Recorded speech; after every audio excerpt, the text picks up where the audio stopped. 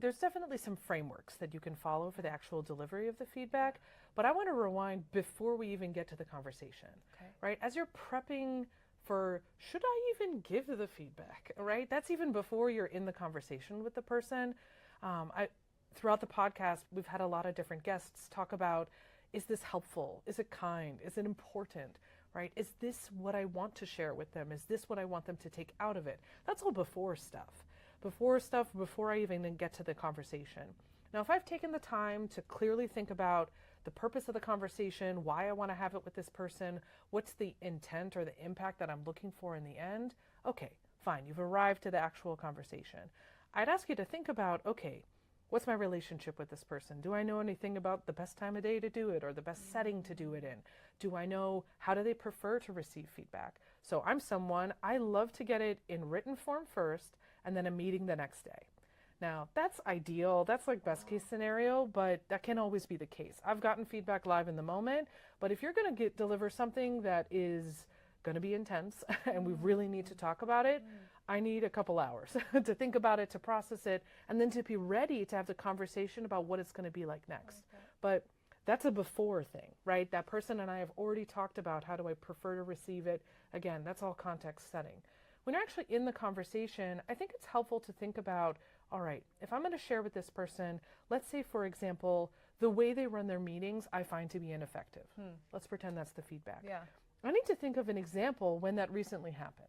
Right? I need to set the stage, think of the situation, and I need to talk about, hey, I've observed that when we've been in meetings, I'm struggling with following the flow, right?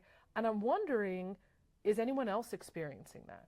Now, that's feedback, but it doesn't sound quite like feedback. I'm not coming out and saying, Julie, you run an ineffective meeting. Yeah. Because that's a judgment, right? Whether or not you agree, I don't think you're waking up like, how can I make an ineffective meeting? Sure. I'm stating my observation, right, of what's going on, how I'm being impacted by it, and I'm asking the question, are you noticing that too? Is anyone else noticing that? It's still feedback, but it doesn't sound like feedback in that same way. And then it's an open dialogue. I love having the conversation, right? It's, what do you think, right? Again, I know you're not intending to have the meetings run that way. Let's talk about how we can make this better. I want to be able to follow the flow. I want to be able to get all of our action items. I want us to be able to use that time productively. And let's talk about it.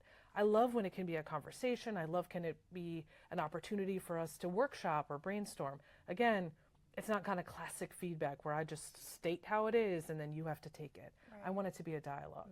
Then I think it's time not only for introspection, right? Did that actually go the way I wanted it to go, right? We can rehearse it, we can practice, but then there's actually doing it, right? Did I deliver the feedback the way I wanted? Did they react the way I expected? What did I want to say that I didn't say? And what got in the way of doing that? Then you can actually follow up with that person, right? So again, we came up with a bunch of ideas on how to improve the meeting. Yeah. But then what? Does the next meeting actually change, right? It's one thing to have the conversation. It's another thing to actually implement the improvement. Yeah. And so the next time we have the meeting, we need to be ready ahead of time. Okay, here's what I'm going to do different. Here's what you're going to do different. Because I wanted to actually have an impact, not just to have the conversation, just to have it. So I know you asked for a simple formula, and I know that a lot of folks just wish it was, okay, plug in A, plug in B, and then always I'll get C. It takes a lot more effort than that, which I get it. That's hard. And some people just don't want to do that or don't see the value in or may not want to invest the time and energy in it. So I think it's a whole big shebang that you're trying to go for and really think about, what am I trying to improve, and can this person help me do that? What if nothing changes? That's a great question. So I'd be wondering, is it not changing because of me, because of the situation, because of that other party? Were we not clear on it? Or is this actually the issue, right? So again, picking on the meeting, being effective. Is our ineffective meeting flow because maybe we don't want to work on this project and neither of us has actually talked about it? Or maybe the meeting's ineffective because we don't actually have the right people in the room. You know, again, this could go there's on. Like deeper issues or different things that are at play. Because usually when change isn't happening, we don't have the right either players or process or people in the room to have the conversation about it, right? We could be trying our best to have effective meeting, best meeting ever, but it may not be us, right? It may be the project, it may be the situation, it may be the culture of the org. Maybe our culture is to just meet about the meeting. And if that's our culture, then we're not going to have great meetings. And so I think that when we talk about why isn't change happening, again, it can fold into a number of different aspects. And again, that takes effort to really dig into what's going on here, that we're not seeing the impact that we expected when we put in all this effort. Because I hate to see wasted effort, right? It should be producing something.